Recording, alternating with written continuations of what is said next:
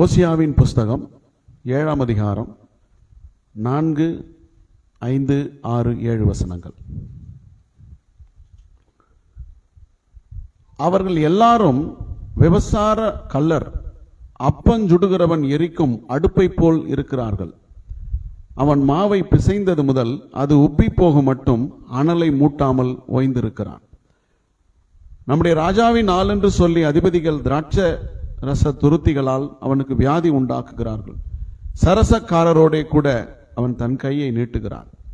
அவர்கள் பதிவிருக்கும் போது தங்கள் இருதயத்தை அடுப்பை போல் ஆயத்தப்படுத்துகிறார்கள். அவர்களில் அடுப்பு மூட்டுகிறவன் ரா முழுவதும் தூங்கினாலும் காலமேயோவென்றால் அது ஜுவாலிக்கிற அக்னியாய் எரியும். அவர்கள் எல்லாரும் அடுப்பை போல அனலாகி தங்கள் நியாயாதிபதிகளை பட்சித்தார்கள். அவர்களுடைய ராஜாக்கள் எல்லாரும் விழுந்தார்கள். அவர்களில் என்னை நோக்கி கூப்பிடுகிறவன் ஒருவனும் இல்லை. பரிசுத்தமான நல்ல பிதாவே, இயேசுவின் நாமத்தில் இந்த வேத பகுதியை நாங்கள் ஒப்புக் கொடுக்கிறோம். கர்த்தர் இதை ஆசீர்வதித்து உங்கள் தியானிக்கவும் புரிந்து கொள்ளவும் எங்கள் மனதை இருதயத்தை திறக்கும்படி ஜெபிக்கிறோம். இயேசுவின் நாமத்தில் பிதாவே, ஆமேன். அல்லேலூயா. இதில் நம்ம அடிக்கடி வாசித்த ஒரு வார்த்தை அடுப்பு, அப்பம் சுடுகிறவனுடைய அடுப்பு. அங்க என்ன போட்டிருக்கு அப்படின்னா, அப்பம் சுடுகிறவன் எரிக்கும் அடுப்பை போல் இருக்கிறார்கள். தேவ ஜனங்களை கர்த்தர் தீர்க்கதரிசியை கொண்டு எப்படி சொல்றார் அப்படின்னா, இந்த ஜனங்கள் எல்லாம் எப்படி இருக்கிறாங்கன்னா அப்பம் சுடுகிற அடுப்பை போல் இருக்கிறார்கள். நாம ஒவ்வொருத்தரும் ஒரு அடுப்பு. கர்த்தர் எப்படி மேற்கோள் காட்டுறாரு பாருங்க. பழங்காலத்தில் கிராமப்புறங்களில் பார்த்தீங்கன்னா ஒரு அடுப்பை ரொம்ப எளிமையாக உருவாக்குவார்கள். இந்த 3 பகுதியிலையும் ரெண்டு கல் அப்படி வச்சுட்டா அது மேலே ஒரு பாத்திரத்தை வச்சு கட்டி வச்சு எரிச்சிடலாம். இன்னும் அழகாக களிமண்ணை கொண்டு ஊரில் வீட்டுக்கு வெளியில் அந்த வாசலில் பார்த்தீங்கன்னா ஒரு அடுப்பு அழகாக கட்டுவாங்க. அடுப்பு மொழுவாங்க. பார்த்துருக்கீங்களா? அந்த குடுவையை உடைச்சி அந்த வாயை ரவுண்டாக இருக்கும் குடுவையினுடைய வாயை எடுத்துக்கிட்டு அதை நல்லா அந்த அடுப்பினுடைய வாய்ப்பகுதியாக வச்சு களிமண்ணை வச்சு அழகாக என்ன செய்வாங்க, பூசுவாங்க. ஒரு 3 கொண்டையை போல அடுப்புக்கு மேலே வைப்பாங்க. அது மேலே பாத்திரம் நிற்கிறதுக்காக அழகாக இருக்கும். அது ரொம்ப நாளைக்கு வரும், உடையாது. இப்போ நம்ம ஒவ்வொருவரையும் கர்த்தர் ஒரு அடுப்பாக ஒப்பிட்டு பேசுவதற்கான காரணம் என்ன? ஏன் அப்பம் சுடுகிற அடுப்பை போல அவங்க இருக்கிறாங்க அப்படின்னு சொல்ல காரணம். ஓசியா தீர்க்கதரிசி, நல்லா கவனிங்க, இந்த தீர்க்க தரிசனத்தை எழுதுவதற்கான நோக்கம் என்ன அப்படின்னா, அவரை எப்படி அவரை தேவன் பயன்படுத்துகிறார் அப்படிங்கிறத நீங்க புரிஞ்சுக்கணும். ஒரு தேசத்தில் உள்ள மக்கள் இப்பொழுது கர்த்தரை விட்டு விலகி பின்வாங்கி பாவம் செய்து விக்கிரக ஆராதனை பண்ணி அவர் கூட இப்ப இல்லை, அவர் விட்டுட்டாங்க. ஒரு தீர்க்கதரிசியை கர்த்தர் அழைக்கிறார். ஓசியாவை கூப்பிடுறார். கூப்பிட்டு நீ என்ன பண்றன்னா நல்லா கவனிக்கணும். அவர் சொல்றதை எப்படி கேட்கிறாருன்றது நீங்க புரிஞ்சுக்கணும். நீ உடனே போய் ஒரு வேசியை கல்யாணம் பண்ணுங்கிறார். எத்தனை பேர் ரெடியா இருப்போம்? பண்ணுவோமா? சோர ஸ்திரியை, ஒரு வேசியை கல்யாணம் பண்ணுங்கிறார். கல்யாணம் பண்றான், சொன்னபடி அப்படியே செய்யறான். நீ கல்யாணம் பண்ணி பிள்ளைகளை பெற்றெடுங்கிறார். ஒரு 3 பிள்ளைகளை பெற்றெடுக்கிறார். இந்த 3 பிள்ளைகளுக்கும் ஒவ்வொரு அர்த்தத்தை அவர் சொல்றார். முதல் பிள்ளை என்ன பேர் வச்சிருக்காருன்னா இஸ்ரவேல். 2வது பிள்ளைக்கு லோருகாமா. 3வது பிள்ளைக்கு லோகமி. அப்படின்னா இஸ்ரவேல் ஏன் பேர் வச்சார்னா, இஸ்ரவேலை கர்த்தர் தண்டிப்பார், இஸ்ரவேல் சிதறடிக்கப்படும், அதுக்கான அர்த்தம். அப்புறம் லோருகாமா அப்படின்னு சொன்னா இனி இஸ்ரவேலுக்கு இரக்கம் இல்லை அப்படின்னு பேர் வைக்க சொல்றார். 3வது லோகமி அப்படின்னா இவங்க என் ஜனம் அல்ல அப்படின்னு ஓசியா தீர்க்கதரிசியை வச்சு வேசியை கல்யாணம் பண்ண சொல்லி 3 பிள்ளைகளை பெற்றெடுத்து இந்த செய்தியின் மூலம் அவங்களுக்கு ஒரு மெசேஜ் கொடுக்கிறார் இஸ்ரவேல் ஜனத்துக்கு. இப்போ இந்த பொண்டாட்டி என்ன செய்துட்டாங்கன்னா அவர் விட்டு போயிட்டாங்க. எதுக்காக இந்த காரியத்தை கர்த்தர் செய்ய சொல்றார் அப்படின்னா, ஒரு தேசம் தீட்டுப்பட்டு என்னை விட்டு விலகி போய்விட்டது. ஒரு மனைவியானவள் புருஷனுக்கு துரோகம் பண்ணி விட்டுட்டு போயிட்டா. அப்படி போனாலும் கூட அவளை திரும்பவும் நீ சேர்த்துக்கொள் என்று ஓசியாவுக்கு சொல்ல காரணம் என்னன்னா, இதே மாதிரி நானும் சேர்த்துக் கொள்றதுக்கு மனதா இருக்கிறேன் என்பதை அவங்க புரிந்து கொள்ளணும். அதுக்கு யாரை யூஸ் பண்றாரு பாத்தீங்களா? உண்மையிலேயே கர்த்தருடைய கட்டளைக்கு கீழ்ப்படிந்து, அந்த தேவனுடைய அன்புக்கு கீழ்ப்படிந்து, கர்த்தர் சொன்னதை கொஞ்சம் கூட மாறாம இந்த மாதிரி ஒரு விஷயத்தை செய்ததுனால ஓசியாவுக்கு பழைய ஏற்பாட்டு யோவான், சீஷன் யோவானை போல சொல்றாங்க. பழைய ஏற்பாட்டு யோவான் அவ்வளவு அன்பு தேவன் மேலே, அதனாலதான் தன் வாழ்க்கையை தேவனுக்காக ஒப்பு கொடுத்தார். இல்லையா? ஒரு வேசியை கல்யாணம் பண்ணி அவ உன்னை விட்டு போனாலும் அவளை மறுபடியும் சேர்த்துக்க சொல்லி, இதே மாதிரி நான் செய்வேன் என்பதை ஜனங்கள் புரிந்து கொள்ளணும், அதுக்கு நீ எக்ஸாம்பிள் சொல்லி ஓசியாவை கர்த்தர் பயன்படுத்துகிறார். இப்போ ஓசியாவை வச்சு சொல்றாரு, இந்த ஜனங்கள் அப்பம் சுடுகிற அடுப்பை போல் இருக்கிறார்கள். அல்லேலூயா! எத்தனை பேர் விசுவாசிக்கிறீங்க? இப்போ இந்த அடுப்பை குறித்து தான் நம்ம பார்க்க போறோம். இந்த அடுப்பு எப்படிப்பட்டது? சுருக்கமாக நிறைய முகவுரைகள் உண்டு, அதெல்லாம் சொன்னால் லேட் ஆகிடும். நான் சுருக்கமாக சொல்லுகிறேன். தேவனுடைய கோபத்தால் அழியும் அடுப்பு. முதல் குறிப்பு என்னன்னா, தேவனுடைய கோபத்தால் அழியும் அடுப்பு. இப்போ தேவ ஜனங்கள் பாவம் செய்வதனாலே கர்த்தர் ஒரு எக்ஸாம்பிள் காட்டுறார், ஒரு அடுப்பை காட்டுறார். அந்த அடுப்பு எதை காட்டுகிறது அப்படின்னா, தேவனுக்கு கோபம் இருக்கிறது இந்த ஜனங்கள் மேல. பாவம் செய்து விட்டார்கள், மனசு திரும்ப மாட்டாங்க, அவங்க சொல் பேச்சு கேட்க மாட்டாங்க, அவங்களுக்கு தேவ தண்டனை வரப்போகிறது என்பதை வெளிப்படுத்துவதற்காக ஒரு அடுப்பை காட்டுகிறார். அந்த அடுப்புக்கு பேர் என்னன்னா, தேவனுடைய கோபத்தை வெளிப்படுத்தும் அடுப்பு. எரேமியா புஸ்தகம் 1ஆம் அதிகாரம் 13 முதல் 16 வரைக்கும். கர்த்தருடைய வார்த்தை 2ஆம் தரம் எனக்கு உண்டாகி, அவர், நீ காண்கிறது என்ன என்று கேட்டார். பொங்குகிற பானையை காண்கிறேன், அதன் வாய் வடக்கே இருந்து நோக்குகிறது என்றேன். அப்பொழுது கர்த்தர் என்னை நோக்கி, வடக்கே இருந்து தீங்கு தேசத்தினுடைய குடிகள் எல்லார் மேலும் வரும். இதோ நான் வடதிசை ராஜ்யங்களின் வம்சங்களை எல்லாம் கூப்பிடுவேன் என்று கர்த்தர் சொல்லுகிறார். அவர்கள் வந்து அவனவன் தன் தன் சிங்காசனத்தை எருசலேமின் ஒளிமுக வாசல்களுக்கும் அதன் சுற்று மதில்கள் எல்லாவற்றிற்கும் விரோதமாகவும் யூதா தேசத்து எல்லா பட்டணங்களுக்கும் விரோதமாகவும் வைப்பார்கள்.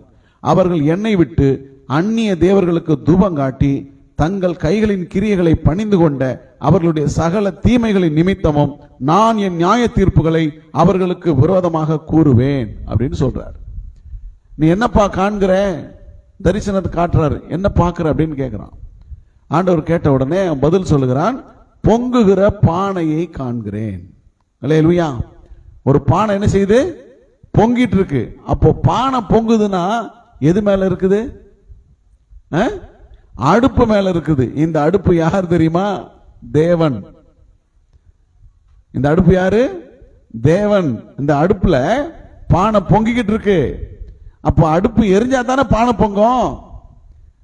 அப்ப என்ன அர்த்தம்னா, தேவனுடைய கோபம் தேவ ஜனங்கள் மேலே வரப்போகிறது என்பதை இந்த அடுப்பு வெளிப்படுத்துகிறது.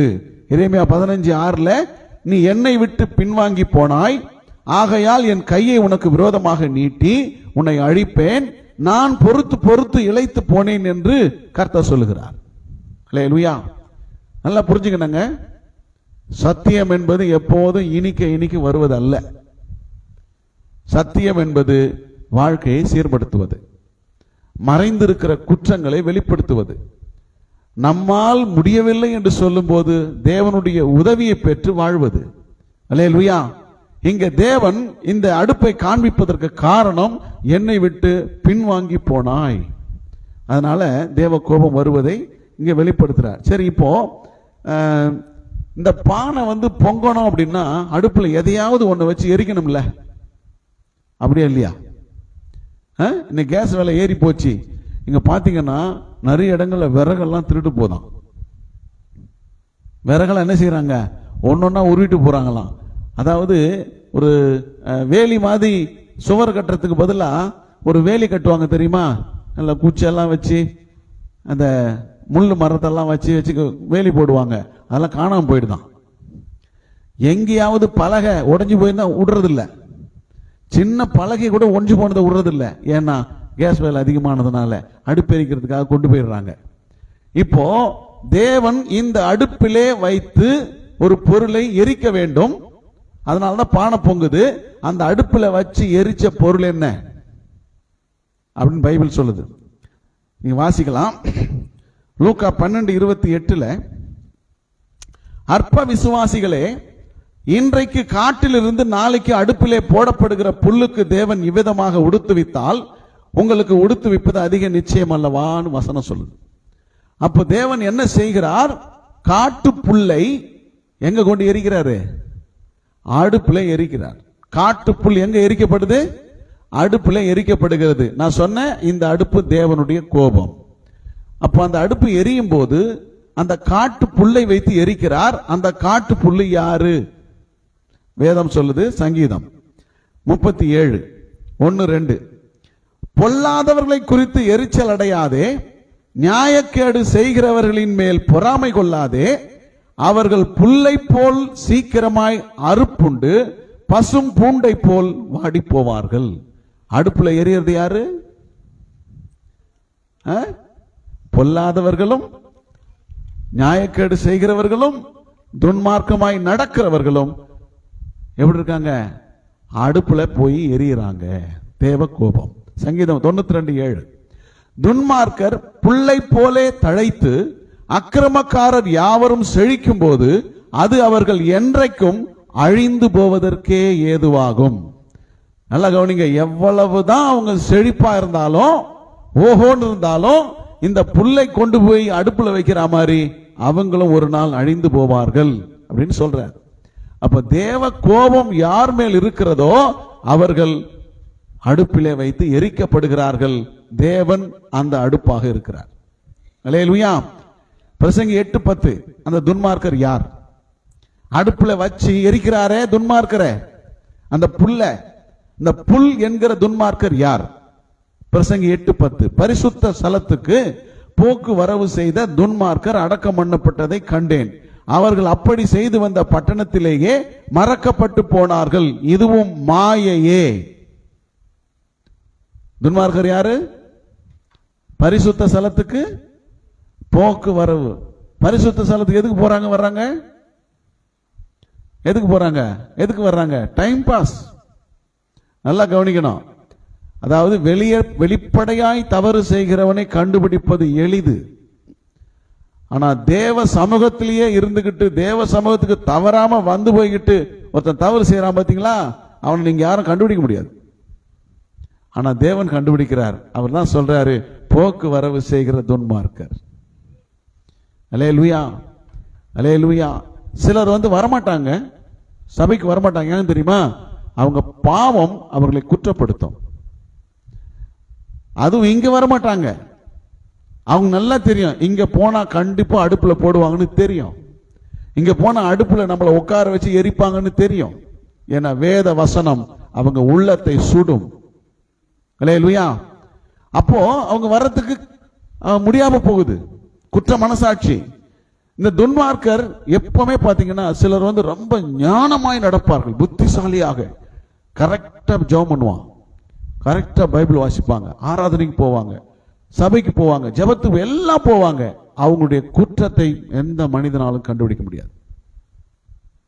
கர்த்தர் மட்டும்தான் கண்டுபிடிப்பார். அல்லேலூயா. அவருக்கு மட்டும்தான் தெரியும். ஒரு சின்ன பையன்,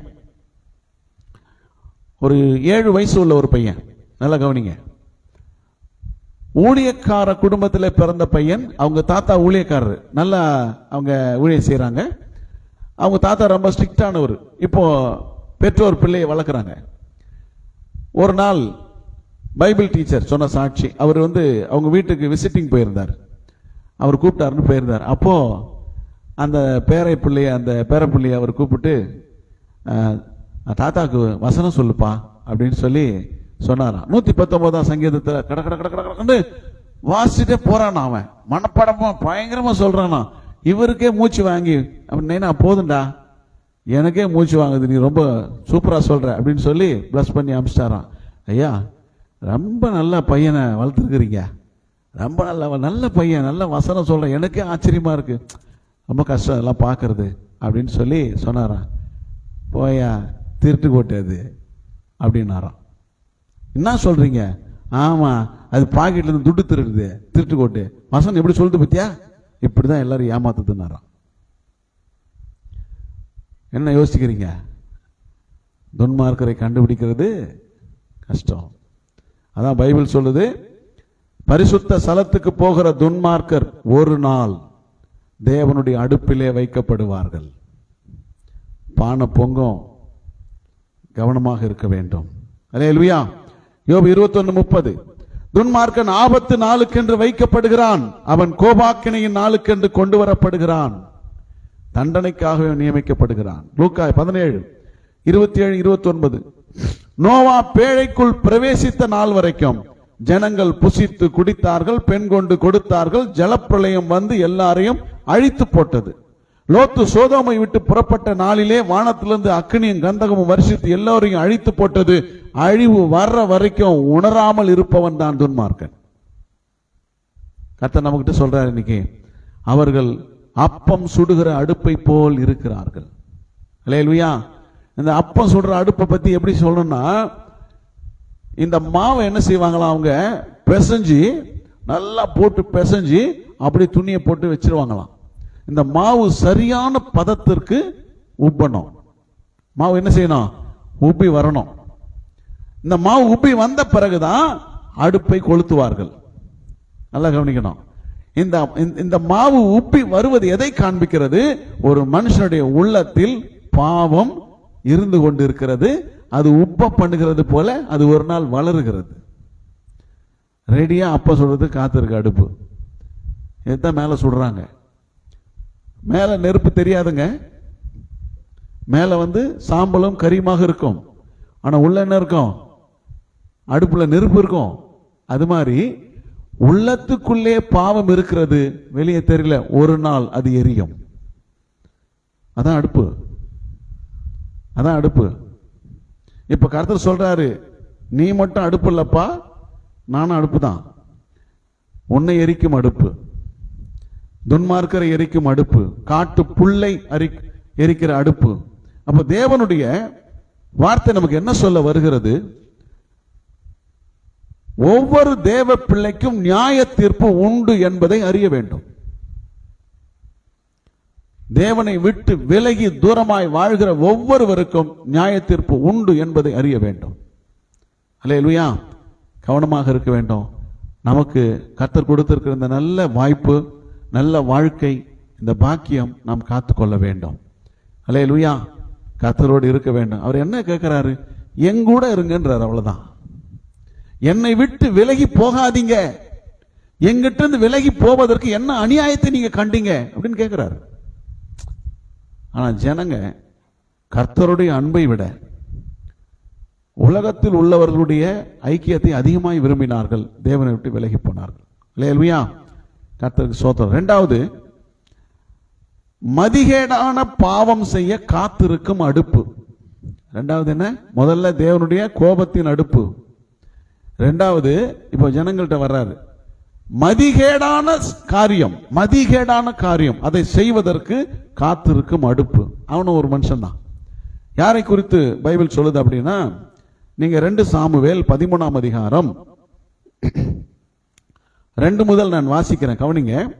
தன் சகோதரியாகிய தாமாரி நிமித்தம் ஏக்கம் கொண்டு வியாதிப்பட்டான் அம்னோன், தாவீதினுடைய பிள்ளை.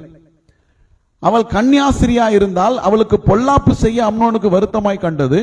அவன் இவனை பார்த்து, யாரு? நண்பன், ராஜகுமாரனாகிய நீ, 4ஆம் வசனம், நாளுக்கு நாள் எதினாலே இப்படி மெலிந்து போகிறாய், எனக்கு சொல்ல மாட்டாயா என்றான். அதற்கு அம்னோன், என் சகோதரன் அப்சலோமின் சகோதரியாகிய தாமாரின் மேல் நான் ஆசை வைத்திருக்கிறேன் என்றான். அப்பொழுது தாவீது, 7ஆம் வசனம், இங்க வருது, தாவீது வீட்டுக்கு இந்த வழக்கு வருது. வீட்டுக்கு தாமாரிடத்தில் ஆள் அனுப்பி, நீ உன் சகோதரனாகிய அம்னோன் வீட்டுக்கு போய் அவனுக்கு சமையல் பண்ணி கொடு என்று சொல்ல சொன்னான். தாமார் தன் சகோதரனாகிய அம்னோன் படுத்து கொண்டிருக்கிற வீட்டுக்கு போய் மாவெடுத்து பிசைந்து அவன் கண்களுக்கு முன்பாக தட்டி பணியாரங்களை சுட்டாள். சட்டியை எடுத்து அவனுக்கு முன்பாக அவைகளை வைத்தாள். ஆனாலும் அவன் சாப்பிட மாட்டேன் என்றான். நல்லா கவனிக்கணும். இந்த அடுப்பு எதுக்கு காத்திருக்கு? அவ அங்க அப்பம் சுடுறதுக்கு அடுப்புல சட்டியை வச்சிருக்கா. ஆனா அதை பார்த்துக்கிட்டு இருக்கு இந்த அடுப்பு என்ன செய்யுது? இப்போ இந்த அடுப்பு பாவம் செய்ய காத்திருக்கு, மதிகேடான காரியம் செய்ய காத்திருக்கு, சகோதரியை கற்பழிக்க காத்திருக்கு. நல்லா கவனிக்கணும். முறைகேடான பாவத்தை செய்யும் அடுப்பு. அம்னோன் காத்திருக்கிறான், இழைச்சு போயிட்டான். பைபிள் சொல்லுது.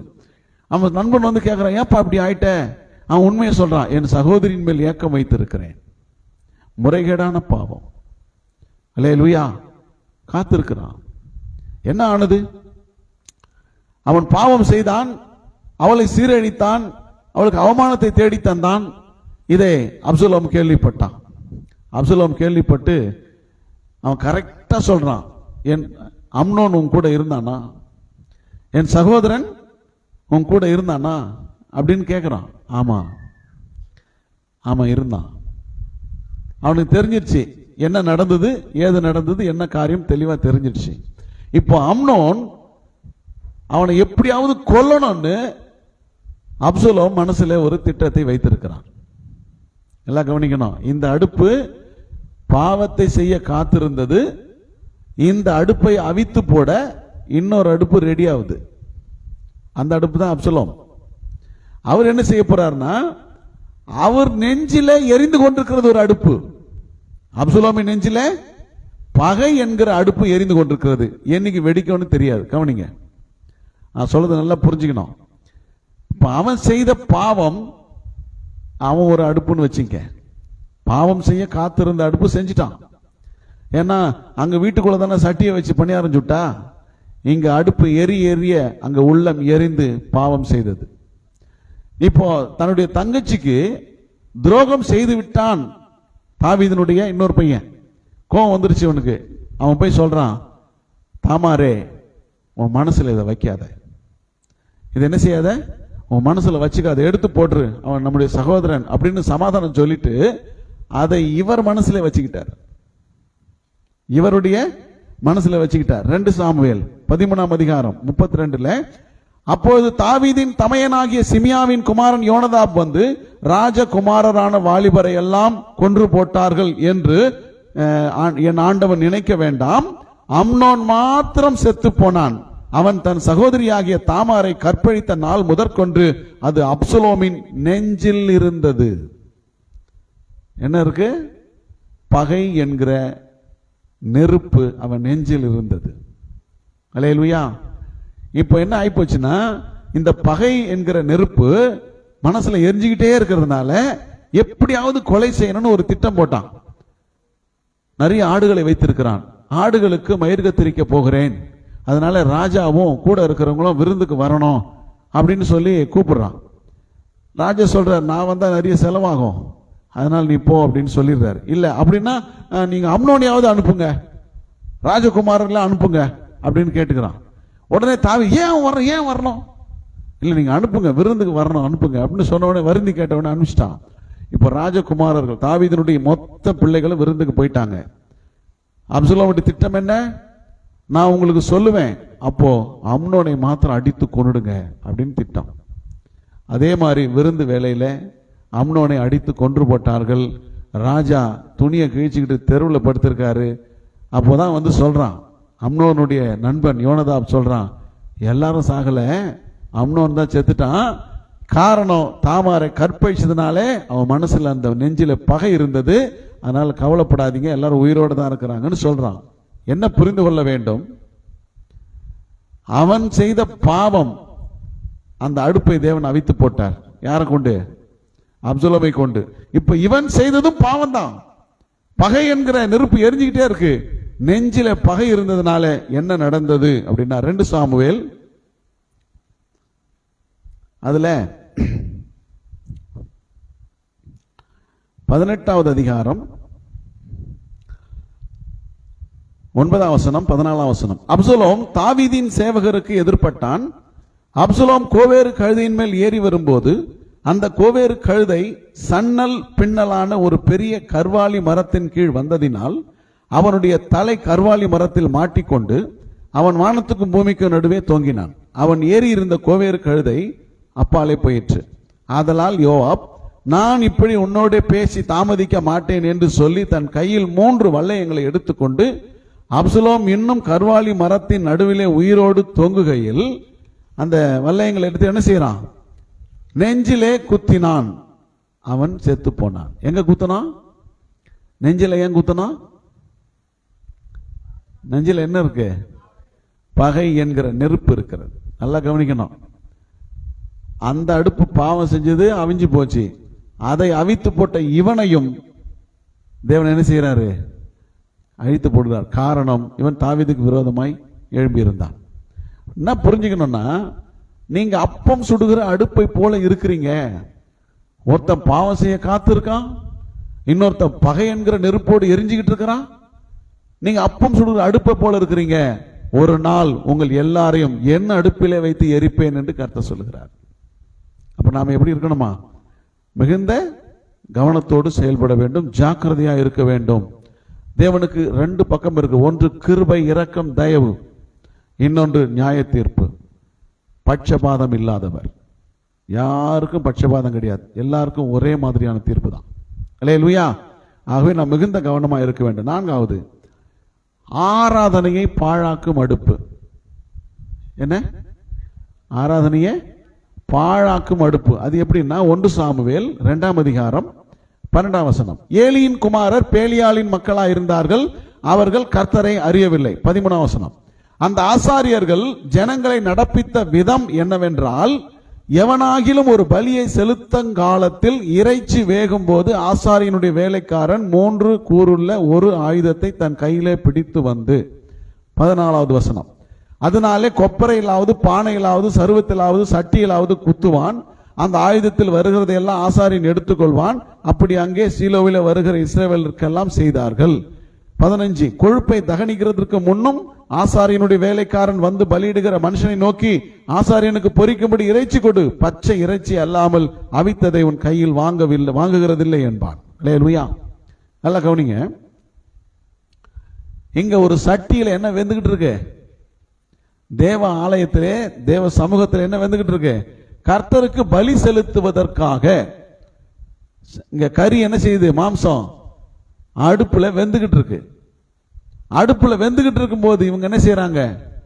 அந்த பச்சை இறைச்சியை குத்தி எடுத்துட்டு போறதுக்கு ஆட்களை அனுப்புறாங்க. இப்ப நான் என்ன சொல்ல வரேன்னா, பலி செலுத்துவது ஆராதனை. தேவனுக்கு பலி செலுத்துவதற்காக ஜனங்க எல்லாரும் வந்து அங்க பலியிடுறாங்க. அந்த மாம்சத்தை அடுப்புல போட்டு அவங்க வேக வைத்து அதுக்கப்புறம் அதை பாகம் பிரிச்சு ஆசாரியனுக்கு கொடுக்கணும். அதுக்கப்புறம் இவங்க சாப்பிடணும். இப்படி செய்துட்டு போறது ஆராதனை. இது தேவனுடைய கட்டளை, நியமம். அப்படி இருக்கும்போது இவங்க என்ன செய்யறாங்கன்னா, அங்க வரக்கூடிய எல்லா ஜனங்களுக்கும் அநியாயம் செய்கிறார்கள். தேவன் கட்டளையிட்ட ஆராதனையை செய்ய விடுகிறது இல்லை. அதனாலதான் சொன்னேன், ஆராதனையை பாழாக்கும் அடுப்பு. நாம எப்படிப்பட்ட அடுப்பாக இருக்கிறோம்? அல்லேலூயா. ஆராதனையை பாழாக்கி கொண்டிருக்கிறோமா? 1 சாமுவேல் 1 கொரிந்தியர் 3ஆம் அதிகாரம் 17வது வசனம் சொல்லுகிறது, ஒருவன் தேவனுடைய ஆலயத்தை கெடுத்தால், ஆலயத்தை கெடுத்தா தேவன் அவனை கெடுப்பார். ஒருவன் தேவனுடைய ஆலயத்தை கெடுத்தால் தேவன் அவனை கெடுப்பார். இன்றைக்கு இவங்க என்ன செய்யறாங்க? ஆலயத்தை கெடுக்கிறார்கள், ஆராதனையை பாழாக்குகிறார்கள், பலியை பாழாக்குகிறார்கள்.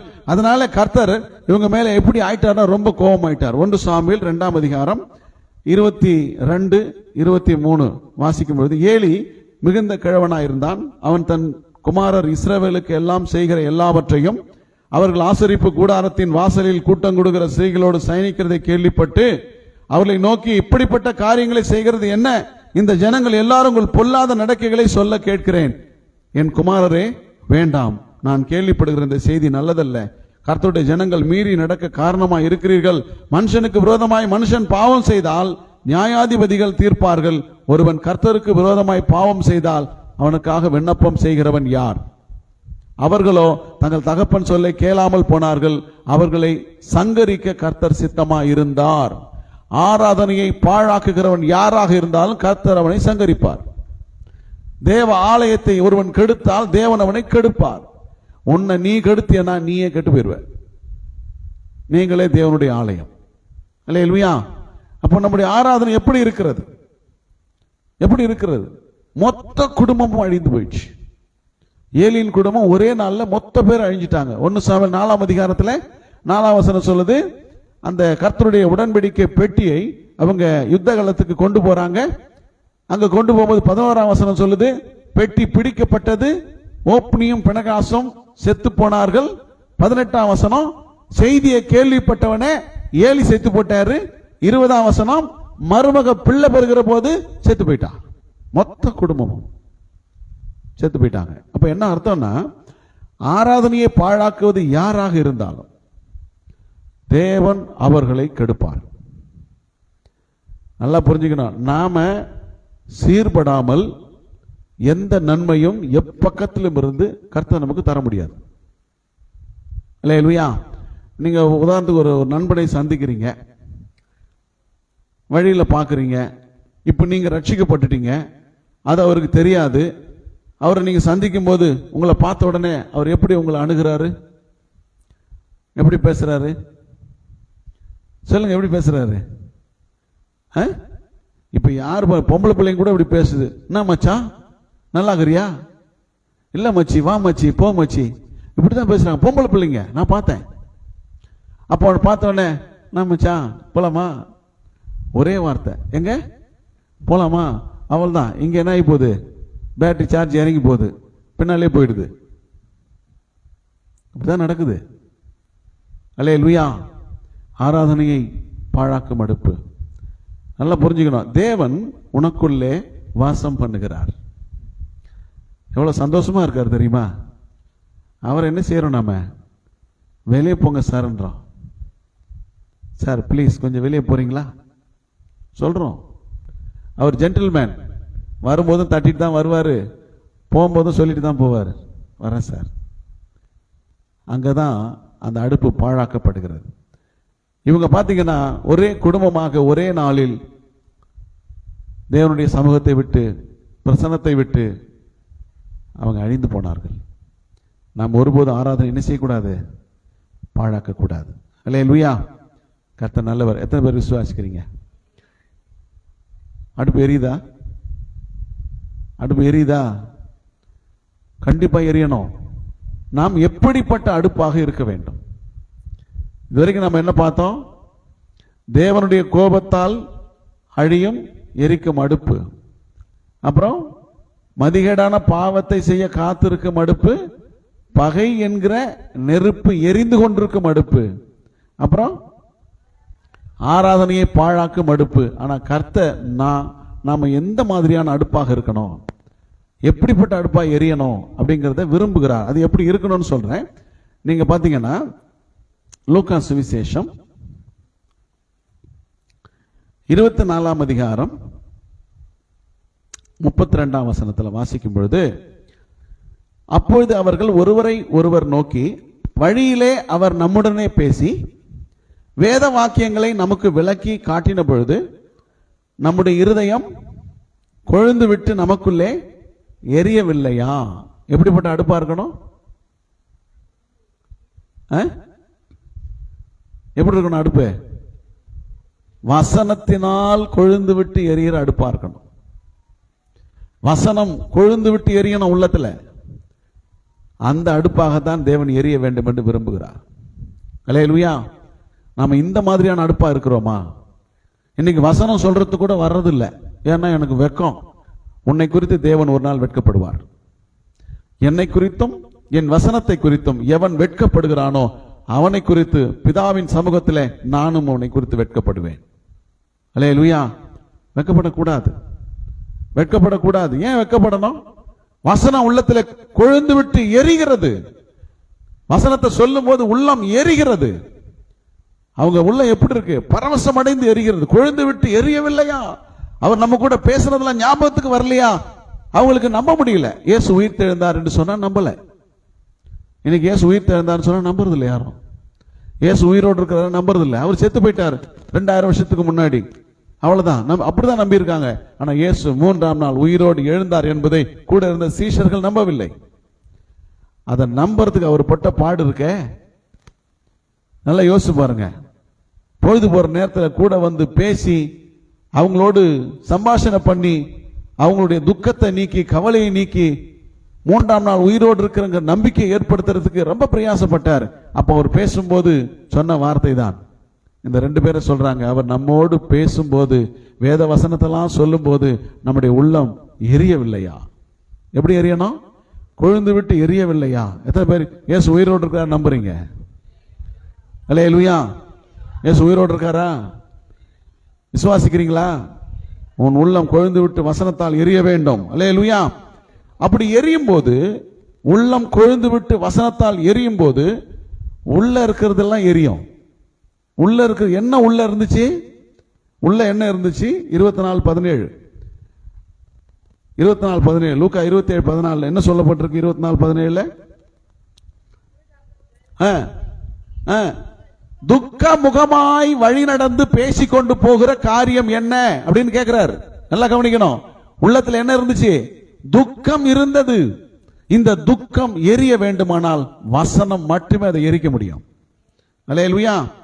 21ஆம் வசனம் என்ன சொல்லுது? 21ஆம் வசனம், அவரே இஸ்ரவேலை ரட்சிக்கிறவர் என்று அவ நம்பிக்கை. நம்பி இருந்த நம்பிக்கை போயிடுச்சு, இப்ப அவ நம்பிக்கை வந்துருச்சு. இப்ப வசனம் கொழுந்து விட்டு எரிந்தால் உள்ள இருக்கிற அவ நம்பிக்கை, அவிசுவாசம் எரிந்து போகும். அதை எரிக்கிற ஒரே ஆயுதம் வசனம். அல்லேலூயா. 25ஆம் வசனம், அப்பொழுது அவர் அவர்களை நோக்கி, தீர்க்க தரிசிகள் சொன்ன யாவையும் விசுவாசிக்கிறதுக்கு புத்தி இல்லாத மந்த இருதயம் உள்ளவர்களே. அப்ப மந்த இருதயம், விசுவாசம் இல்லாத மந்த இருதயம் இருக்குது. இப்ப வசனம் வந்த உடனே கொழுந்து விட்டு எரியுது, உள்ள இருக்கிறதெல்லாம் எரிஞ்சு போகுது. தேவன் இப்படிப்பட்ட அடுப்பாக இருக்க வேண்டும் என்று விரும்புகிறார். அல்லேலூயா. அல்லேலூயா. கர்த்தருக்கு மகிமை உண்டாகட்டும். இன்னைக்கு நிறைய இருதயம் எரியாமல் அப்படியே கம்முன்னு இருக்கு. இந்த தூங்கும் எரிமலை இருக்கு பாத்தீங்களா, அந்த மாதிரி கம்முன்னு சைலண்டா இருக்கு.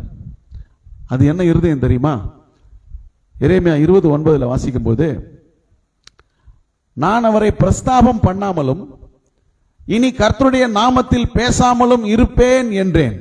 ஆனாலும் அவருடைய வார்த்தை என் எலும்புகளில் அடைப்பட்டு எரிகிற அக்கினியை போல் என் இருதயத்தில் இருந்தது. அதை சகித்து இளைத்து போனேன், எனக்கு பொறுக்க கூடாமல் போயிற்று. அல்லேலூயா. நல்லா கவனிக்கணும்.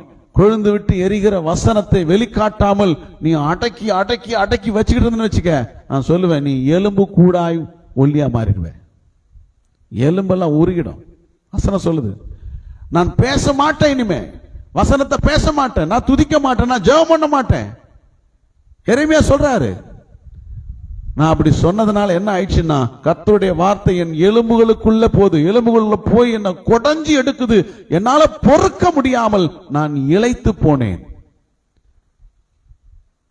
துதிக்கலன்னு வச்சுக்க, எலும்பு கூடா போயிருவேன். வசனத்தை பேச வெக்கப்பட்டன்னு வச்சுக்க, எலும்பு கூடா போயிருவேன். எத்தனை பேருக்கு ஆசை? குண்டா இருக்கணும்னா ஒரு கை தூக்கி அல்லேலூயா சொல்லுவோமா? எங்கேயும் நடக்க வேணாம், ரொம்ப ஈஸியா வெளியா இல்லலாம். கர்த்தருக்கு மகிமை உண்டாகட்டும். அல்லேலூயா. கர்த்தருக்கு ஸ்தோத்திரம். பாருங்க, யோவான் ஸ்நானகன் என்ன சொல்றாரு? யோவான் 5:35 அவன் எரிந்து பிரகாசிக்கிற விளக்கா இருந்தான். எப்படி இருந்தான்? அவன் இருதயம் எப்படி இருக்கு? இப்ப எரிந்து பிரகாசிக்கிறது. நீங்களும் சில காலம் உன் வெளிச்சத்திலே கலிகூற மனதா இருந்தீர்கள். பாருங்க, இந்த அடுப்பு எல்லாருக்கும் குளிர்காயிற அடுப்பா இருந்திருக்கு. குளிர்காயிற அடுப்பா இருந்திருக்கு. அல்லேலூயா. எத்தனை பேருக்கு குளிர் காஞ்சி பழக்கம் இருக்கு? குளிர் காஞ்சிருக்கீங்களா? தெருவில் உட்கார்ந்து 4 மணிக்கு குப்பையும் சத்தியம் கூச்சி போட்டு கொளுத்திட்டு பக்கத்தில் ரவுண்டா உட்கார்ந்து அப்படியே கையை நல்லா இப்படி தீட்டிக்கிட்டு நெருப்புல காட்டிட்டு குளிர் காஞ்சி பழக்கம் இருக்கா? இப்படிதான் அவனை சுற்றி உட்கார்ந்து இருந்தாங்க. ரொம்ப நாளைக்கு குளிர் காயத்துக்கு ஒருத்தர் இருக்க மாட்டாரு. ஒரு நாள் அவர் தலை வெட்டப்பட்டு அவர் போயிடுவாரு. நம்முடைய இருதயம் எப்படி இருக்கணும்? எரிந்து பிரகாசிக்கிற விளக்கா இருக்க வேண்டும். அல்லேலூயா. லூக்கா 7ஆம் அதிகாரத்தில் 3ஆம் அதிகாரம் 7ஆம் வசனம், அவன் தன்னிடத்தில் ஞான ஸ்நானம் பெரும்படிக்கு புறப்பட்டு வந்த திரளான ஜனங்களை நோக்கி, விரியன் பாம்பு குட்டிகளே, வரும் கோபத்துக்கு தப்பித்துக் கொள்ள உங்களுக்கு வகை காட்டினவன் யார்? மனம் திரும்புதலுக்கு ஏற்ற கனிகளை கொடுங்கள். ஆபிரகாம் எங்களுக்கு தகப்பன் என்று உங்களுக்குள்ளே சொல்ல தொடங்காதிருங்கள். தேவன் இந்த கல்லுகளினாலே ஆபிரகாமுக்கு பிள்ளைகளை உண்டு பண்ண வல்லவராய் இருக்கிறார் என்று உங்களுக்கு சொல்லுகிறேன். இப்பொழுதே கோடரியானது மரங்களின் வேர் அருகே வைத்திருக்கிறது. ஆகையால் நல்ல கனி கொடாத மரம் எல்லாம் வெட்டுண்டு அக்கினியிலே போடப்படும். அல்லேலூயா. மாய்மாலம் பண்ணிக்கொண்டு நீங்கள் தப்பித்துக் கொள்ளலாம் என்று உங்களுடைய பின்னணியை வைத்து, நான் கிறிஸ்தவ குடும்பத்தை சேர்ந்தவன், எனக்காக ஜெபிக்கிற ஆட்கள் என் வீட்டிலே உண்டு, அம்மா ஜெபிப்பாங்க, அப்பா ஜெபிப்பாங்க, மனைவி கணவன் ஜெபிப்பாங்க, இவங்க எல்லாம் ஜெபிக்கிறது எனக்கு ஒரு தைரியம் இருக்கிறது, நான் தப்பித்துக் கொள்ளலாம் என்று நினைக்காதே என்று சொல்லுகிறார். ஆபிரகாம் உங்களுக்கு தகப்பன் என்று சொல்லுவதனாலே உங்களுக்கு பயன் இல்லை. உங்களுக்கு எங்க அப்பா ஆபிரகாம் சந்ததின்னு சொல்றதுனால என்ன பலன் கிடையாது. உங்க வீட்டில் ஜெபிக்கிறாங்க, அதனால் நீ ஜெபிக்க வேண்டாங்கிறதுக்குனால உனக்கு என்ன பலன் கிடையாது. தன் ஜீவனை நஷ்டப்படுத்தினால் லாபம் ஒன்றும் இல்லை. அல்லேலூயா. அவர் சொல்றாரு, நீ கர்த்தருடைய வசனம் உள்ளத்துல எரியணும், வார்த்தை எரியணும். இந்த வசனம் உள்ளத்தை என்ன செய்யணும்? புதுப்பிக்கணும். அல்லேலூயா. கனி கொடாம இருந்துச்சுன்னா அது பிரயோஜனம் இல்லாமல் போய்விடும். மத்திய 28ஆம் அதிகாரம் 19-20 இயேசு சொல்லுகிறார், நீங்கள் புறப்பட்டு போய் சகல ஜாதிகளையும் சீஷராக்கி பிதா குமாரன் பரிசுத்தாவின் நாமத்தினாலே ஞானஸ்நானம் கொடுத்து நான் உங்களுக்கு கட்டளையிட்ட யாவையும் கை கொள்ளும்படி அவர்களுக்கு உபதேசம் பண்ணுங்கள். உலகத்தின் முடிவு பரியந்தம் சகல நாட்களிலும் நான் உங்களோடு கூட இருக்கிறேன். அல்லேலூயா. எத்தனை பேருக்கு சொல்றோம்? ஏன்னா ரோட்ல பாக்குறாங்க, எங்கடி போயிட்டு வர்றேன்? வீட்டு வேலைக்கு போயிட்டு இப்பதாக்கா வர்றேன். அந்த சமயத்தை பிடிச்சிக்கணும், அக்கா வாக்கா அப்படின்னு சொல்லணும். 1 மணி நேரம் நின்று பேசணும். அடுத்த ட்ரிப் எங்கடி போயிட்டு வரேன்னு கேட்காது. அல்லேலூயா. ஆமா. சாது செல்லப்பா அவர் எப்போதும் காவியில தான் இருப்பார். அவர் ஒரு நாள் பஸ்ல பிரயாணம் பண்ணிட்டு போகும்போது, சாமி யாரு அப்படின்னு ஒருத்தர் கேட்டாராம். அப்ப அவர் சொன்னாராம், இந்த சாமி யாருன்னு சொன்னா 1 மணி நேரம் ஆகும், பரவாயில்லையானாராம். 1 மணி நேரம் ஆகும் பரவாயில்லையா அப்படின்னு கேட்டாராம். சிலர் ஓகேன்னு சொல்லி கேட்டும் இருக்கிறாங்க, சிலர் பயந்து ஓடியும் இருக்கிறார்கள். அல்லேலூயா. கிடைக்கும் வாய்ப்பை எல்லாம் பயன்படுத்தி இருக்கிறார். கிடைக்கும் வாய்ப்பெல்லாம் பயன்படுத்தி இருக்கிறார். நம்ம யாரையும் பார்த்தா, எங்கம்மா போயிட்டு வர்றேன்? அக்கா வீடு காலி தான் சொல்லுக்கா. நம்ம சந்தர்ப்பத்தை எப்படி பயன்படுத்துறோம் பாத்தீங்களா? அக்கா வேற எங்க வேலை இருந்தா சொல்லுக்கா. நம்ம இப்படிதான் பயன்படுத்துறோம். ஆனால் அவர்கள் எல்லாம் தேவனை அறிமுகம் செய்தார்கள். அது கொழுந்து விட்டு எரிகிற அடுப்பாக இருந்தது. நான் எங்க வேலை செய்தாலும் அங்க இயேசுவை சொல்லி இருக்கிறேன். ஒரு இடம் விட்டதில்லை, எல்லா இடத்துலயும் சொல்லியிருக்கேன். பயங்கரமா வாக்குவாதம் பண்ணுவேன். இயேசுதான் உண்மையானவர் என்பதை நிரூபிக்கிறதுக்கு வசனங்களை அள்ளி போடுவேன். பேச முடியாமல் ஓடி போயிருக்கிறார்கள். அல்லேலூயா. இயேசு உண்மையானவருடைய நிரூபிக்கிறதுக்கு நாம கொழுந்து விட்டு எரிகிற அடுப்பாக இருக்க வேண்டும். அப்படி இருதயம் கொழுந்து விட்டு எரியணும். அல்லேலூயா. ஆமா. நான் கேட்ட ஒருத்தர கேள்வி கேட்டேன். அவர் என்ன பார்த்து சொல் எல்லாம் தெய்வம் தானே, நீங்கள் ஏன் இப்படி பண்ணுகிறீங்க? நான் ஒன்றும் பண்ணல, நான் உண்மையான தெய்வத்தை ஆராதிக்க. நீ செத்தா எங்க போவேன்னு கேட்டேன். வயசு இருக்கும் அவருக்கு, ஒரு 55 வயசு இருக்கும். நீ செத்தா எங்க போவீங்க ஐயா அப்படின்னு கேட்டேன். அங்க செத்தா எங்களை நெய் ஊற்றி எரிப்பார்கள். ஆனா இங்கதான் இருக்குது சூளையில் அந்த பட்டாளத்துக்கு அண்ணன் இருக்கு, மார்வாடிகள் சுடுகாடு.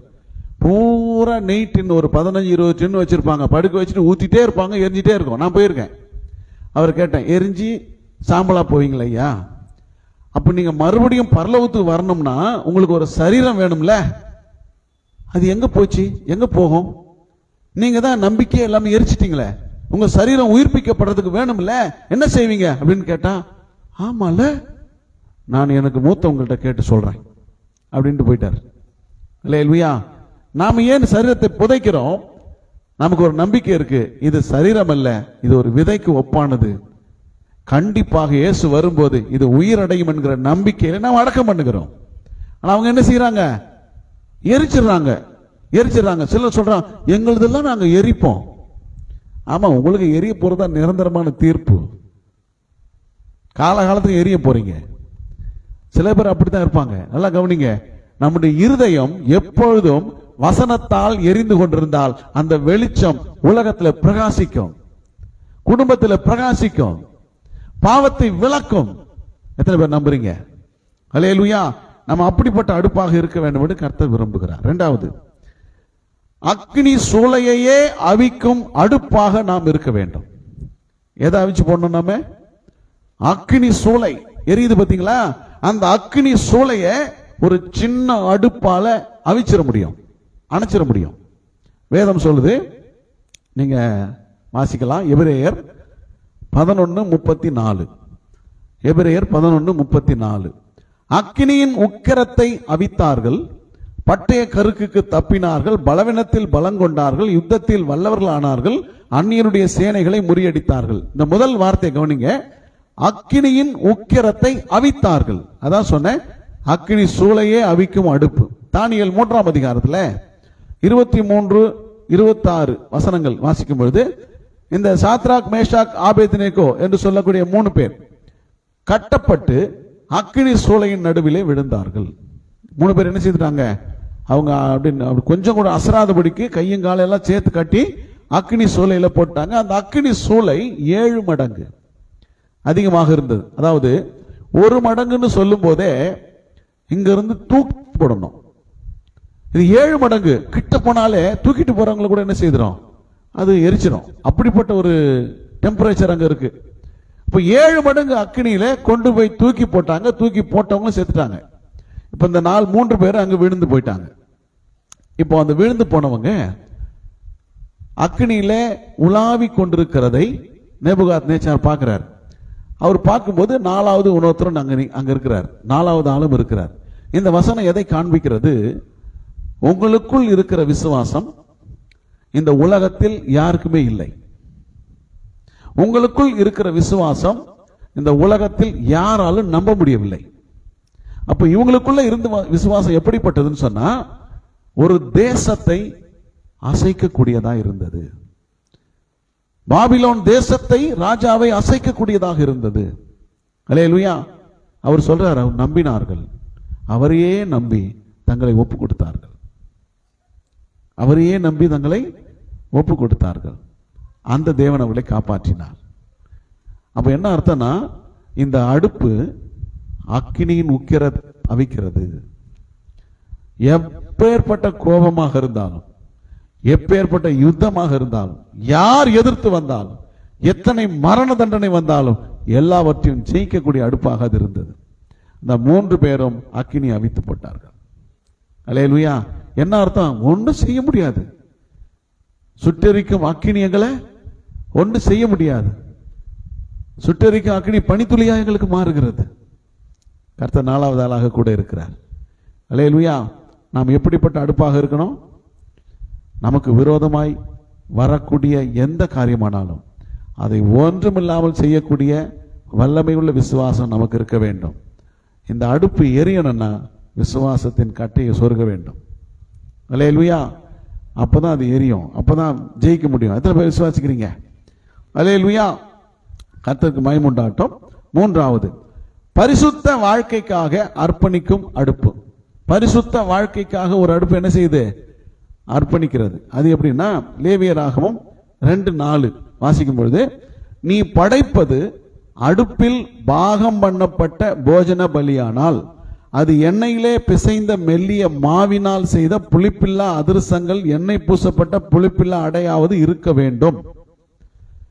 இப்போ இங்க பலி செலுத்துறாங்க. அது எதுல செலுத்துறாங்க? அடுப்பிலே படைக்கிறாங்க. அடுப்புல வச்சு படைக்கிறாங்க. பணியார சுட்டு படைக்கிறாங்க. சுத்தமா இருக்கணும், அது புளிப்பில்லாம இருக்கணும், புளிச்சு போன மாவு எல்லாம் இருக்கக்கூடாது. அல்லேலூயா. இன்னைக்கு நிறைய பேர் பாருங்க, இந்த டிஃபன் சாப்பிட்றவங்களுக்கு ஒரு நாலேஜ் இருக்கு. நல்லா கவனிக்கணும். டிஃபன் சாப்பிட்றவங்களுக்கு நாலேஜ் இருக்கு. இட்லி சாப்பிட மாட்டான், கடையில் போனா தோசை சாப்பிட மாட்டான். ஏன் தெரியுமா? அது புளிப்பா இருக்கும். இன்னும் விவரமானவங்க பாத்தீங்கன்னா, தோசை ஒரே ஒரு கரண்ட்ல ஊற்றி சுத்தி விட்டுருவான். ஒரு இட்லி மாவு தான் அதுல சுத்தி இருப்பாங்க. நம்ம இட்லியே சாப்பிடலாம்னு சிலர் அப்படி விவரமா இருப்பாங்க. ஏன்னா மாவுல புளிப்பு இருக்கிறது. மீதிலாம் தூக்கி ஊத்த மாட்டாங்க. அதை தூக்கி என்ன செய்வாங்க? இதுல ஊத்தி கலந்து விட்டுருவாங்க. ஆனா தேவன் சொல்லுகிறார், உன்னுடைய பலி, உன்னுடைய அர்ப்பணிப்பு, உன்னுடைய படைப்பு, நீ கொடுப்பது எதிலுமே புளிப்பு இருக்கக்கூடாது. புளிப்பு பாவம். புளிப்பு பாவத்தை குறிக்கிறது. அதனால புளிப்பு இல்லாம கர்த்தருக்கு என்ன செய்யணும்? படைக்கணும். அந்த அந்த அந்த படைக்கிற விதம், படைக்கிற விஷயம் எதை காட்டுகிறது? உன்னை நீ படைக்க வேண்டும், உன்னை நீ அர்ப்பணிக்க வேண்டும். அல்லேலூயா. அப்ப இந்த அடுப்புல பல பலகாரங்களை சுட்டு, புளிப்பில்லாத அடைய சுட்டு அதை தேவனுக்கு படைக்கிறாங்களே, அந்த அடுப்பு என்ன அப்படின்னா அது பரிசுத்தமாய் தன்னை அர்ப்பணிக்கிற அடுப்பு. அப்ப தேவன் உன்னை அவருக்கு பரிசுத்தமாய் அர்ப்பணிக்க வேண்டும் என்று விரும்புகிறார். அல்லேலூயா. என்ன சொன்னேன் இப்ப நான்? என்ன சொன்னேன்? பசுபதி என்ன சொன்னேன்? கேக்குறீங்களா? சோத்திரம். கர்த்தர் உங்களை ஆசீர்வதிப்பார். இப்ப நாம எப்படிப்பட்டவர்களா இருக்க வேண்டும்? நீங்க கொண்டு போய் புளிப்பு இருக்கிற, கசப்பு இருக்கிற, தீஞ்சு போயிருக்கிற ஒரு பணியாரத்தையோ பலகாரத்தையோ சுட்டு நீங்க கொடுத்தா சாப்பிடுவீங்களா? எனக்கு நான் சாப்பிட ரொம்ப கவனமா பார்த்தோன்னே சொல்லிடுவேன். நான் கலர் பார்ப்பேன், நல்லா இருக்கும், சூப்பரா இருக்கும் இந்த டேஸ்ட். கலரை பார்த்தாலும் தெரிஞ்சிடும். ஒரு ஒரு கலர் ஒரு மாதிரி இருக்கும். பார்த்தோன்னே இதுல உப்பு இருக்குமா, காரம் இருக்குமா, புளிப்பு இருக்குமா, ஒன்றும் தெரியாது. அல்லேலூயா. நல்லா கவனிங்க. எனக்கு கொஞ்சம் பார்வை கொஞ்சம் வித்தியாசமானது. நான் பழத்தை பார்த்தா கண்டுபிடிச்சிடுவேன், இது என்ன பழம், மருந்து போட்டு பழுக்க வச்சிருக்கா, கண்ணி போயிருக்கா, கீழே விழுந்திருக்கா, அறுத்து இருக்கா, பார்க்க தெரியும் எனக்கு படத்தை. அப்ப தேவனுடைய பார்வை விலையேற பெற்றது. நீ மேல பார்க்கும்போது மினிக்குன்னு மேக்கப் போட்டுக்குன்னு அப்படி நீ இருந்தா கூட சரி, உள்ளம் எப்படிப்பட்டதுன்னு கர்த்தர் அறிவார். கர்த்தருக்கு தெரியும். நல்லா புரிஞ்சுக்கணும் நீங்க. அல்லேலூயா. அப்ப இந்த எண்ணெய் பூசப்பட்ட புளிப்பில்லாத அடையை கர்த்தருக்கு அடுப்பிலே வைத்து சுட்டு படைக்கிறார்களே, ஆண்டவர் சொல்லுகிறார், நீ எப்படிப்பட்ட அடுப்பா இருக்கணும்? புளிப்பில்லாம, பாவம் இல்லாம, துர்குணம் இல்லாம, சுத்தமான அப்பத்திற்கு அடையாளமாக நீ எனக்கு உன்னை படைக்க வேண்டும். அடுப்புல சுட்டு படைக்கணும். அதான் அர்ப்பணிப்புன்றார். அல்லேலூயா. பரிசுத்தமான அர்ப்பணிப்பை தேவன் நம்மிடத்துல எதிர்பார்க்கிறார். எத்தனை பேர் அர்ப்பணிக்கலாம்னு சொல்றீங்க? அல்லேலூயா. இது எத்தனை விதமான வார்த்தைகளை அடையாளப்படுத்துதுன்னா, இதுல முதல்ல பாத்தீங்கன்னா பரிசுத்தமான அர்ப்பணிப்பு, ரெண்டாவது பாத்தீங்கன்னா பரிசுத்தாவின் அபிஷேகம். அந்த அடையில என்ன பூசினாங்கன்னா, என்ன பூசினாங்க? அடையில என்ன பூசினாங்க? என்ன பூசினாங்க? என்ன பூசினாங்க? என்ன பூசினாங்க? அந்த எண்ணெய் எதுக்கு அடையாளமா இருக்கு? பரிசுத்தாவின் அபிஷேகம். அப்போ அந்த மாவை அடதட்டி எண்ணெய் பூசி, அதுக்கு அடையாளம் என்னன்னா மாவு புளிப்பில்லாம பரிசுத்த அர்ப்பணிப்பு, எண்ணெய் பூசுவது பரிசுத்தாவின் அபிஷேகம் அதுல இருக்க வேண்டும். அப்புறம் பாத்தீங்கன்னா அது குறைவற்ற ஜீவியம். இந்த மாவு இருக்கு பாத்தீங்களா, இந்த மாவை அப்படியே சுட மாட்டாங்க, ஜலிச்சு என்ன செய்வாங்க? ஜலிச்சு மெல்லிய மாவா ஆக்குவாங்க. மெல்லிய மாவாக்கும் போது அது குறைவில்லாத வாழ்க்கையை காட்டுகிறது. எப்படி இருக்கணும் வாழ்க்கை? குறைவில்லாத வாழ்க்கையை காட்டுகிறது. அப்புறம் பாத்தீங்கன்னா நன்றி செலுத்துதல், போஜன பலி. இப்ப தேவனுக்கு போஜன பலி செலுத்துவது அவர் சாப்பிடுறதுக்கு கொடுக்கிற ஒரு அடையாளமா இருக்கா இல்லையா? நமக்கு செய்த நன்மைக்கு என்னுடைய தானியத்தை விளைய செய்தார், விளைச்சலை விளைய செய்தார், நான் முதற் பலனை கொண்டு வந்து அவருக்கு படைக்கிறேன், நன்றி சொல்லு. நம்ம நன்றி சொல்ல இருக்க வேண்டும். வாழ்க்கையில நம்ம எப்படி இருக்கணும்? இந்த 4 காரியங்களையும் கை கொண்டிருக்க வேண்டும். அதான் பரிசுத்தமான பலியை செலுத்துகிற அடுப்பு, அர்ப்பணிக்கிற அடுப்பு. அதான் ஆண்டவர் அந்த வசனத்துல சொல்லி வைத்திருக்கிறார். 1 நாளாகவும் 16:29 வாசிக்கும் பொழுது, கர்த்தருக்கு அவருடைய நாமத்துக்குரிய மகிமையை செலுத்தி காணிக்கைகளை கொண்டு வந்து அவருடைய சந்நிதியில் பிரவேசியுங்கள், பரிசுத்த அலங்காரத்துடனே கர்த்தரை தொழுது கொள்ளுங்கள். அல்லேலூயா. பரிசுத்த அலங்காரத்துடனே கர்த்தரை தொழுது கொள்ளுங்கள். அப்போ கர்த்தர் நம்மளை ஆசீர்வதிப்பார் சொல்ல வர்றார். அல்லேலூயா. ஸ்தோத்திரம். கடைசி அது எப்படி சொல்றான் அப்படின்னா, அந்த சூடான அடுப்பு என்பது நம்முடைய இருதயத்தை காட்டுகிறது. அடுப்பு எதை காட்டுது? இருதயத்தை காட்டுகிறது. நாம எதுக்காக எல்லாம் சூடாக இருக்கிறோம்? அடுப்பு சூடா இருக்கிற மாதிரி நாம எதுக்கெல்லாம் சூடா இருக்கணும்? எதுக்கு சூடா இருக்கணும்? தேவனை சேவிப்பதற்காக இருக்கணுமா, இல்ல உலகத்துக்காக இருக்கணுமா? எதுக்காக இருக்கணும்? தேவனை சேவிப்பதற்கு நாம் எப்போதும் சூடான அடுப்பா இருக்கணும். ஞாயிற்றுக்கிழமை தான் இடுப்புல வலி வரும். ஏன்னா பிரசங்கி சொல்றாரு, வெள்ளிக்கயிறு கட்டு விட்டது. வெள்ளிக்கயிறு என்னாச்சு? கட்டு விட்டது. வெள்ளிக்கயிறுனா என்னன்னா முதுகு தண்டு. இந்த முதுகு தண்டு என்ன ஆகி போச்சு? இங்க கட்டு விட்டு கட்டி இருந்தது விட்டுருச்சு. ஆமா, ஏன் வரல? இடுப்பு வலி. வந்தா சரியா இருக்குமே, என்ன செய்திருப்பாரு? சரியாக்கி இருப்பாரு. ஏன் வரல? இப்ப நீ வராம போனியே, சரியாயிடுச்சா? அடுத்த வாரம் வரப்போது. பிசாசுக்கு நல்லா தெரியுது, ஒரு தடையை கொடுத்தால் நிச்சயமாக இவன் தடைபடுவான் அப்படின்னு தெரியுது. ஆனா தடை வந்தாலும் அதை மேற்கொண்டு போவான் என்பதை அவனுக்கு நீங்க காண்பிக்கவில்லை. காட்டணும். இந்த அடுப்பு எப்போதும் எரிந்து கொண்டிருக்கணும். பெர்க்மன்ஸ் அழகா பண்ணார், அப்பா உம் சமூகத்தின் அப்பங்கள் நாங்கள் ஐயா. தினந்தோறும் படைக்கிற அப்பங்களா இருக்க வேண்டும். இஸ்ரவேல் ஆலயத்தில் தினமும் புதுசு புதுசா அப்பத்தை படைச்சிட்டே இருப்பாங்க. சாயங்காலம் எடுத்துருவாங்க, திரும்ப காலையில் வைப்பாங்க. தினமும் ஒரு நியாயப்பிரமாண சட்டம் அது. அப்போ நாம அக்கிரமத்தையும் பாவத்தையும் செய்வதற்கு சூடான அடுப்பா இருக்கக்கூடாது. தேவனை சேவிப்பதற்கு, ஆராதிப்பதற்கு, காலையில எழும்புவதற்கு, துதிப்பதற்கு, வேதம் வாசிப்பதற்கு சூடான அடுப்பாக இருக்க வேண்டும். அல்லேலூயா. எரிகிறோமா? பெர்க்மன்ஸ் தான்ப்பா, எரிந்து கொண்டிருப்பேன் எப்போதும் உமக்காய். எரிந்து கொண்டிருப்பேன் எப்போதும் உமக்காய் என் வாழ்நாள் முழுவதும், என் ஜீவ நாட்கள் எல்லாம். எத்தனை பேர் விசுவாசிக்கிறீங்க? அல்லேலூயா. ரெண்டாவது, காத்திருக்கும் அடுப்பு. முடிவரை தான் சொல்றேன். காத்திருக்கும் அடுப்பு. முதல்ல சூடான அடுப்பு, ரெண்டாவது காத்திருக்கும் அடுப்பு. அப்பம் சுடுகிறவன் காத்திருப்பது போல். அவங்க எதுக்கு காத்திருப்பாங்க அப்படின்னா, நல்லா கவனிங்க, மாவை நல்லா பிசைஞ்சு வச்சுட்டு ராத்திரி பூரா புளிக்க வச்சுட்டு காலையில ஏஞ்சி அப்பம் சுடுவாங்க. அதுக்கு அவன் காத்திருப்பான். அடுப்பை ரெடி பண்ணி சுடுறவன் காத்திருப்பான், ரெடி பண்ணிட்டு காத்திருப்பான். இப்ப அது மாதிரி சாத்தான் நம்முடைய இருதயத்தில் பாவம் வளர, மாவு புளிக்கிற மாதிரி பாவம் வளர அவன் காத்திருக்கிறான். காலையில அடுப்பெரிக்க அவனும் அடுப்பெரிக்கிறான். எதுக்கு? நம்மளை போட்டு எரிக்க. பாவம் உள்ள வளருது. மாவு புளிக்கிற மாதிரி, மாவு உப்பி போற மாதிரி பாவம் கொஞ்சம் கொஞ்சமா வளர்ந்துகிட்டு இருக்கு. அதைத்தான் என்ன செய்ய போறான்? காலையில தட்டி சுட போறான். அவன் காத்திருக்கிறான். நம்முடைய அடுப்பு ஆபத்து இருக்கிறது என்பதை உணர்ந்து கொள்ள வேண்டும். அல்லேலூயா. அதான் காத்திருக்க அடுப்பு. பிசாசனுடைய கிரியை காத்திருக்க, யாரை விழுங்கலாம் என்று சொல்லி. அல்லேலூயா. ஜெபமற்ற நிலையில் அவர்கள் இருக்கிறார்கள். இது ஒரு விஷயம் நீங்க புரிஞ்சுக்கணும். பாவம் செய்வதற்கு நேரம் ஒதுக்குகிறவர்கள் ஜெபம் செய்வதற்கு நேரம் ஒதுக்குவதில்லை. அதான் ஜெபமற்ற நிலை. ஒரு பாவம் செய்யறதுக்கு என்ன செய்யறாங்க? காத்திருக்கிறாங்க. எத்தனை மணிக்கு வருவாங்க? எத்தனை மணிக்கு வீடு காலியா இருக்கும்? எத்தனை மணிக்கு பூட்டை உடைக்கலாம்? எத்தனை மணிக்கு திருடலாம்? காத்திருக்கிறாங்க. ஆனா எத்தனை மணிக்கு போய் ஜெபிக்கலாம்? தினந்தோறும் இங்க ஒரு பைத்தியக்காரன் ஜெபம் வைக்கிறானே, சபையில் இருப்பானே, நம்ம போனா என்ன? சும்மா தானே இருக்கோம்.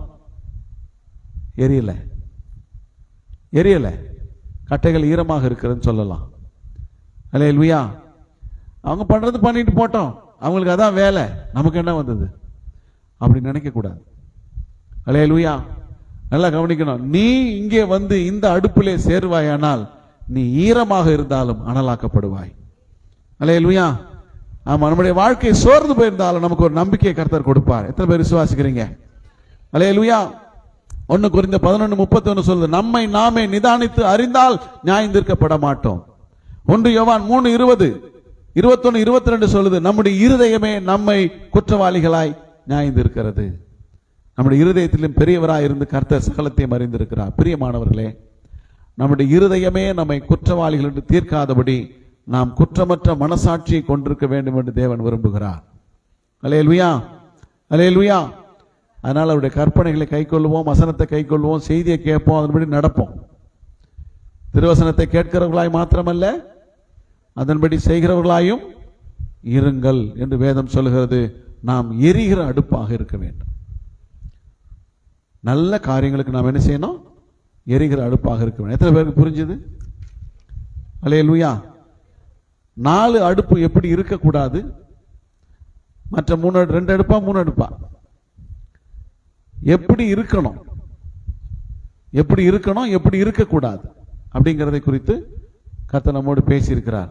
நீங்கள் அப்பம் சுடுகிறவன் அடுப்புக்கு ஒப்பாக இருக்கிறீங்க, ஆனா நல்ல அடுப்பாக இருங்க, நல்ல மனுஷனாக இருங்க, நல்ல கிரியைகளை செய்யுங்க அப்படின்னு கர்த்தர் இங்கே சொல்லுகிறார்.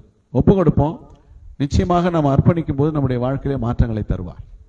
எல்லா கண்களையும் மூடுவோமா? சோத்திரம். அல்லேலூயா, உமக்கு சோத்திரம். அல்லேலூயா, உமக்கு சோத்திரம். நன்றியோடு உம்மை துதிக்கிறோம். அல்லேலூயா. அப்பாவும் சமூகத்தில் அப்பங்கள் நாங்களையா, அப்பாவும் சமூகத்தில் அப்பங்கள் நாங்களையா, எப்போதும் திரு பாதம் அமர்ந்திட ஏங்கி தவிக்கிறோம். எப்போதும் திரு பாதம் அமர்ந்திட ஏங்கி தவிக்கிறோம்.